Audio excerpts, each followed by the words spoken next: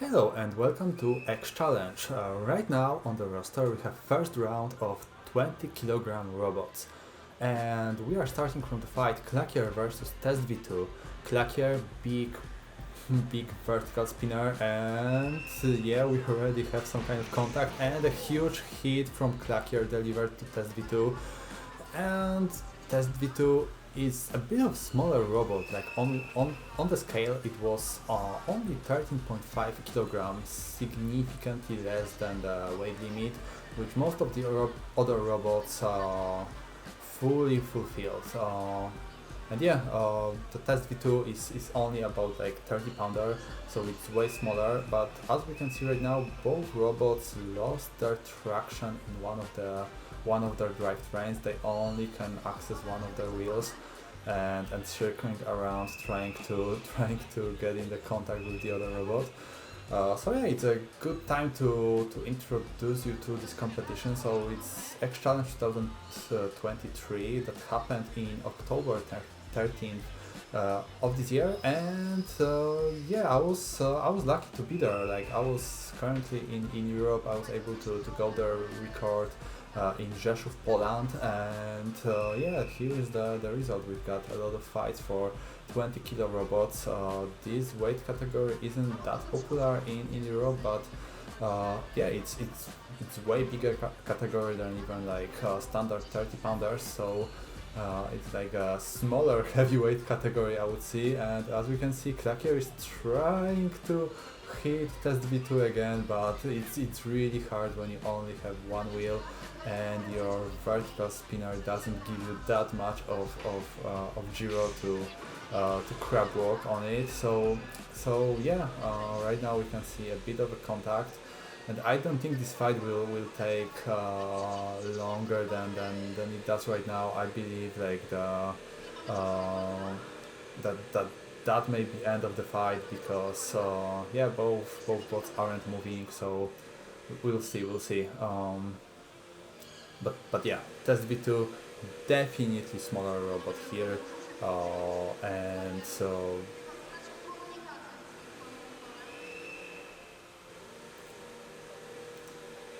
and Test V2 trying to hit Clakier with its vertical spinner, but it's not doing very well right now, and probably we'll have end of the fight soon, because yeah, and that's it. And by the judge's decision, Clakier, the orange robot, win, probably because of this action, this big hit at the beginning of the fight. And another fight, Gleborzut versus Vampire, but both robots can't really go out of their starting positions. They are not steerable, and Gleborzut won this fight by being able to turn on the weapon. So yeah, that's it for this fight, and we are moving to the next one. Quickly moving to the next one, Optimus Max versus Prostopad Robot. Optimus Max, this big black hammer saw. Like, to be honest, like hammer saws are pretty tough to build. They have a lot of moving parts. Not only this kind of like vertical spinner at the arm, but also this kind of moving arm. And the Prostopad robot, rather simple but horizontal undercutter, this kind of very boxy construction. But yeah, it's currently delivering more damage than Optimus. As you can see, like the Optimus driver is not having much lag when it comes to having contact with its robot. Like Optimus robot is like doing what it wants. It's not really steerable. It doesn't move where it should be. So yeah, Prostopad robot has easier job trying to fight with it. And yeah, Optimus right now in the corner, pinned to the corner, and we'll see what will happen next. The weapon is working. Oh, and yeah, that huge hit into the arena. Like I remember this moment when A lot of the audience literally jumped out of the vicinity of the arena, because that was a huge hit. We can see the result of this hit on the side of the arena. There is like a big gash in the glass of the arena. So yeah, the fight continues. We'll see. Like Prostopod Robot is trying to use its wedge to win this fight, but it's not moving. Like it's when it comes to its mobility, that's not a good way of winning this fight without much mobility.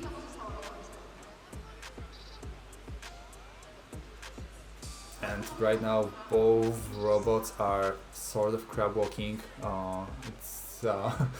Yeah, we'll see what will happen, but I would bet that Prostopad Robot right now is winning when it comes to judges card, and yeah, Optimus, that's its fight to lose. So yeah, we'll see. We will see if Optimus will do any action at the end of the fight to turn the tables around, but I don't think so. It doesn't look good from this perspective. So yeah, that would probably be this fight, the end of the fight. And quickly looking at my results, yeah, 4, 3, 2, yeah, okay, and yeah, by the judges' decision, Prostopad Robot won this fight, and we've got another Killer versus Loboinator. Killer, this kind of wedge that immediately from the gate attacked the Loboinator, and it's trying to push it into the corner, and we can see some kind of smoke. There is a smoke coming from Loboinator. That's probably battery. So yeah, I believe this fight has to be stopped because of the battery issue. So we'll see what will happen. Will this fight be stopped? Yeah, the team is trying to see what's going on, and yeah, the fight is that's the end of the fight. So yeah, unfortunately not a good fight for the Loboinator. This kind of vertical drum type of spinner. I don't know how to call it. So yeah, we'll see what will happen next. As I mentioned, Loboinator was smoking, and yeah, we are going outside with it, trying to put it into the fresh air, to not put any smoke into the arena. And we've got another set of fights. The qualification, second round of the qualification, we've got Klakier versus Prostopad Robot. And again, Klakier, this kind of vertical spinner, while Prostopad Robot more of like horizontal undercutter. And after the first hit from Prostopad Robot into Klakier, we see that Klakier isn't moving anymore. So is that it? Will it be the end of the fight? I don't know. The judges do not count it down, but I believe that will be the it. Yeah, that's probably the end of the fight. If Prostopad Robot won't hit Klakier again, yeah, that's it. And Prostopad Robot obviously won. And another fight, Killer versus Greborzut. And Killer, obviously the wedge.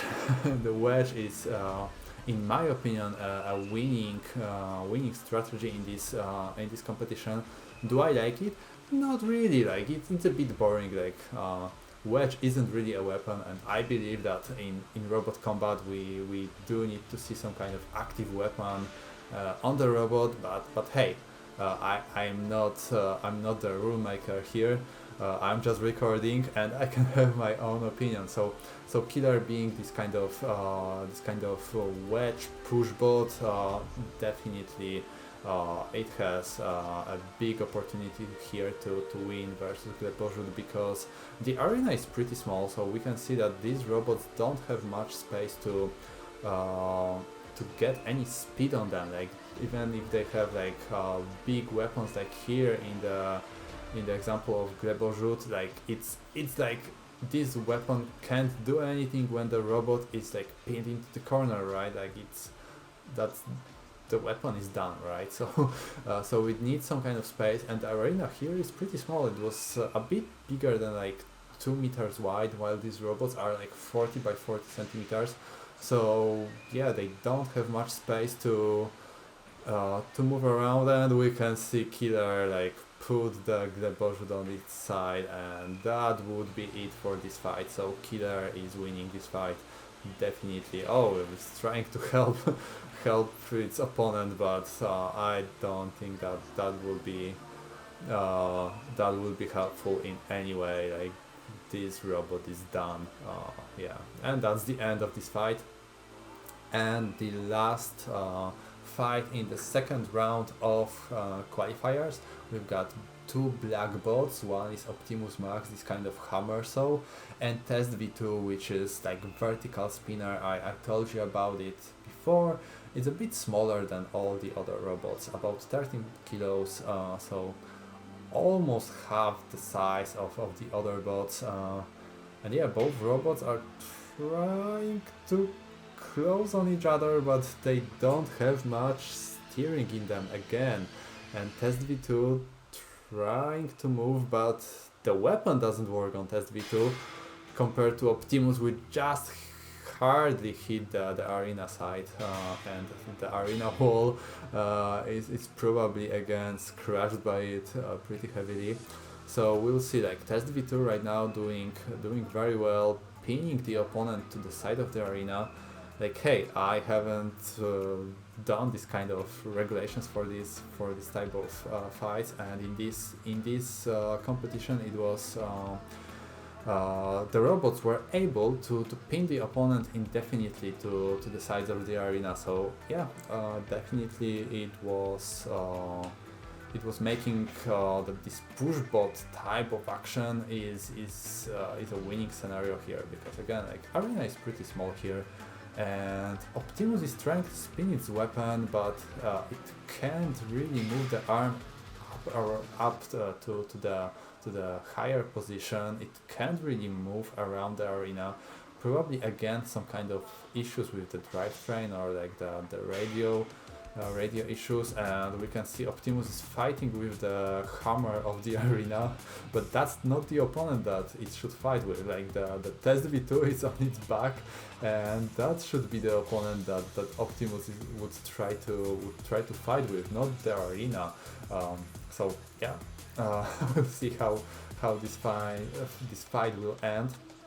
But I would definitely judge it to the favor of Test V2, which pushes Optimus so hard that it treads on the tires. It's like it's stripping its tires right now. So maybe in a few minutes, not few minutes, few seconds, this fight is coming to the end.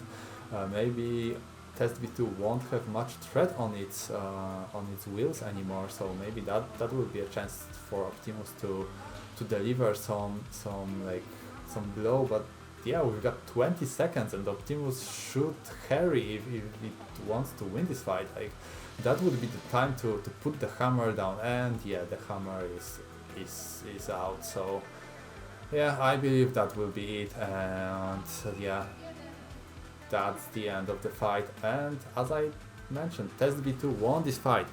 Oh, and we've got another fight for the elimination. This time Loboinator versus Lobov Pion. I won't mention the other side of the name, but white bot and the purple bot, they are from the same team. So it's like the in-house fight, to be honest. And yeah, we've got already like one of the biggest hits of this competition. The purple bot hit the white bot with pretty destructive power, but oh, we can also see that the drum is not is only being held on one side of the bot. So yeah, when it comes to the drum of the Loboinator, it's not working anymore, and it won't work till the end of the fight. And also when it comes to Whitebot, we can see that the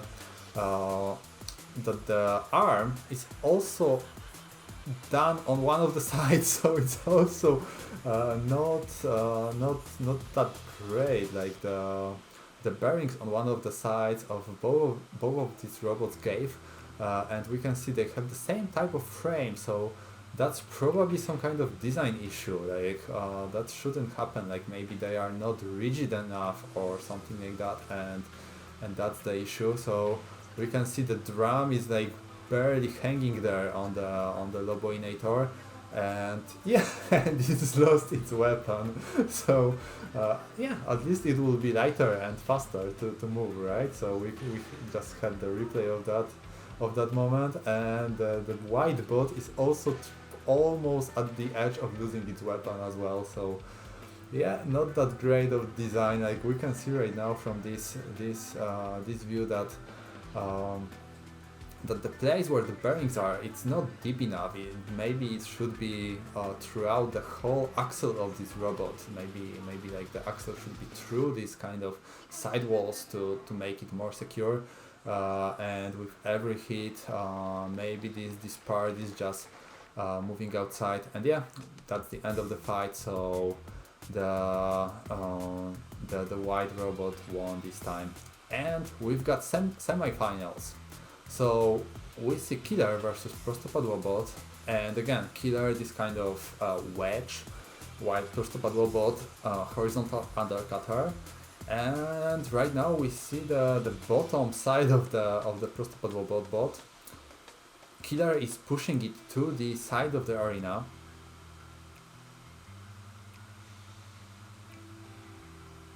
Yeah, not much action happening right now in that fight. Killer is keeping it there, and as I mentioned, that's according to the rules of this competition. You can keep your opponents on the wall as much as you can. So it definitely makes this kind of like meta robots being wedges, being heavy wedges, heavy armored robots that can push their opponent to the side of the arena and just keep them there. And Prostopad Robot is trying to spin the weapon, but it's really hard to deliver any damage in that position when your weapon is up in the air on this wedge. There are no sharp corners where this weapon could really make any damage to the Killer bot. So yeah, we'll see.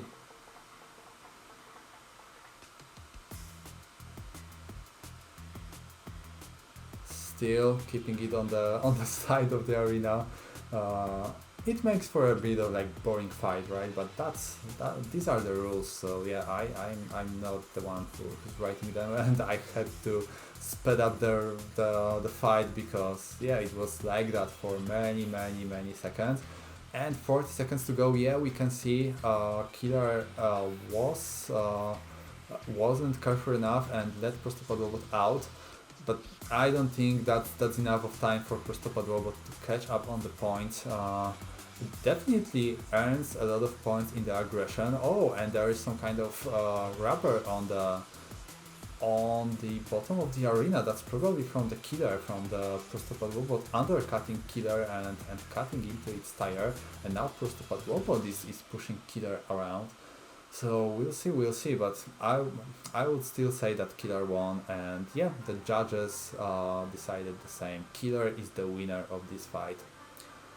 And second semi-final, Test V2 versus Lobov Pion, the white robot from one of the previous fights where it's lost its whole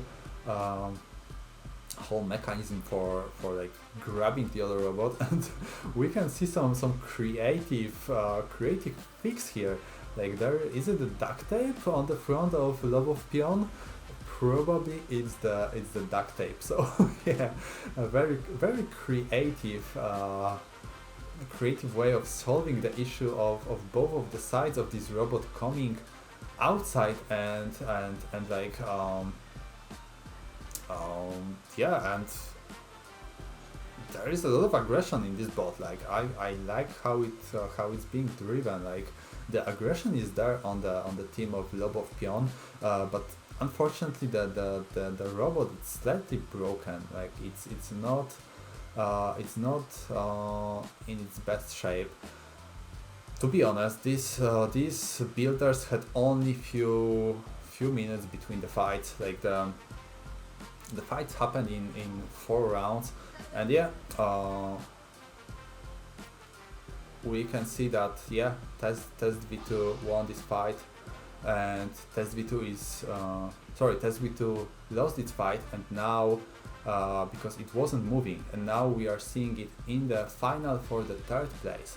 So Test V2 versus Prostopad Robot are fighting right now for the third place, and Prostopad Robot is pushing Test V2 around the arena.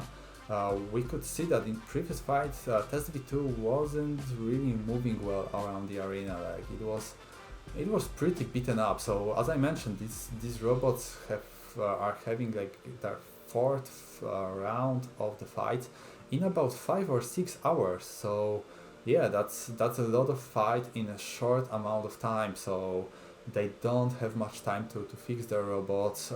These builders have built these robots just for this competition, so they don't yet have a lot of spare parts. They are not very well round around these types of robots. These are new constructions. They don't know what will go wrong. So it's a good way of learning these skills.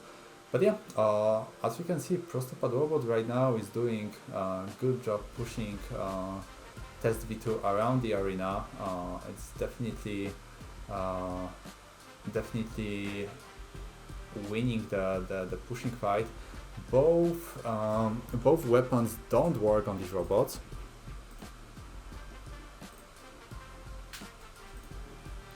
And yeah, now Test V2 is pushing a bit more. We'll see. Like it's really hard to judge this kind of pushing battles because and we can see Test V2 weapon is working, and Prostopad Robot is trying to maybe kickstart their horizontal by moving around, but it's not working. It's just not working as of now.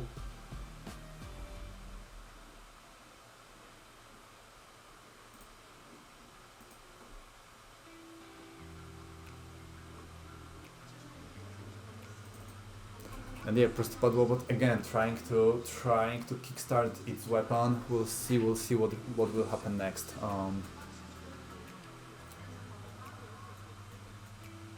And again, these kind of pushing fights make for a bit boring fights, but I would give these bots a chance because, as I mentioned, these are new constructions, new bot builders, and yeah, when it comes to this competition, like, it's great to have it. It's great to have this kind of competition for bot builders, to learn the skills, to see how their bot operates in like real life combat situation.